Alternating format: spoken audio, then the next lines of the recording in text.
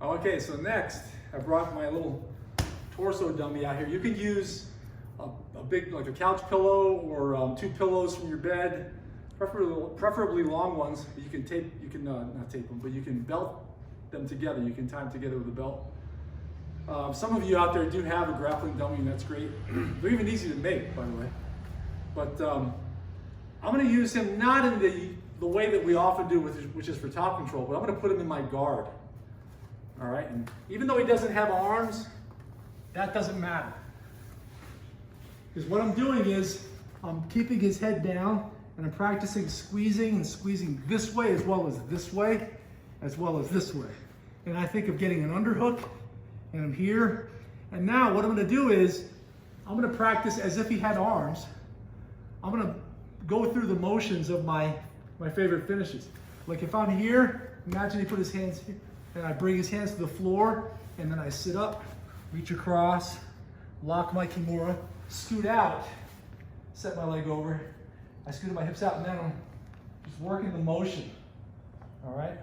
And then I go back and do the same thing. But from here, I can also, he extends his arm, and I climb up on his back, switch my legs, and now I'm behind him, he's face down, and I can choke from here. But then I can roll back again. Well, imagine he's facing me again. And then I say, okay, I can work both sides. Now I'm gonna cross grab his arm, move my hips out, and step over, and arm lock as well. You don't even need arms to do it. You can do it with a pillow. It's the main thing is the leg movement, the hips moving, the rotation. All right, I can feed a wrist inside, holding the head, and set over, and get my triangle choke as well. Get my angle, all right? And close up on him and choke him as well. You can close your legs around your pillow or whatever you're grappling with.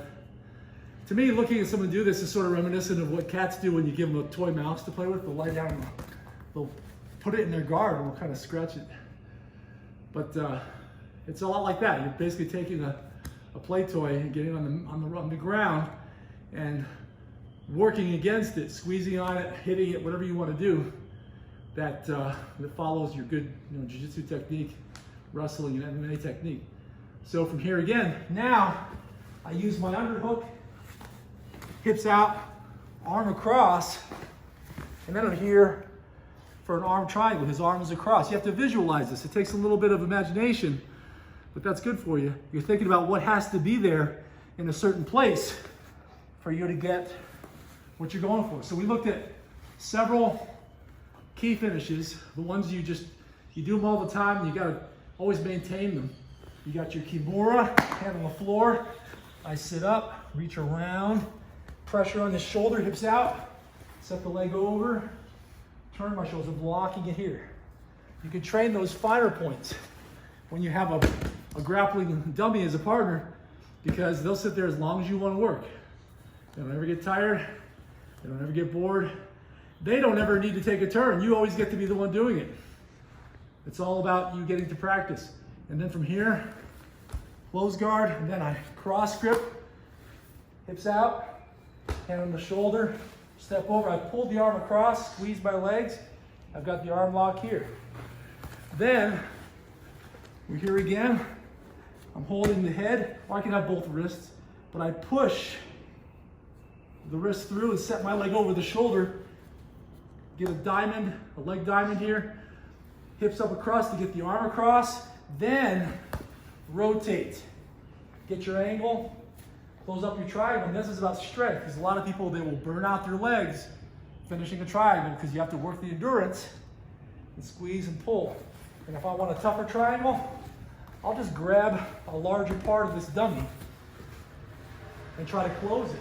That's also good practice, by the way, is to strain against too big of a part and see if you can close it and work from there. Because I might be here going for a triangle, can't get it. I'll push his head, step over, and simulate going for an arm lock. Because like I said, even though he doesn't have arms, you do have hips and legs. And that's really what doing an arm lock is moving your hips, repositioning your legs, squeezing, extending. You can do it perfectly fine with a torso bag.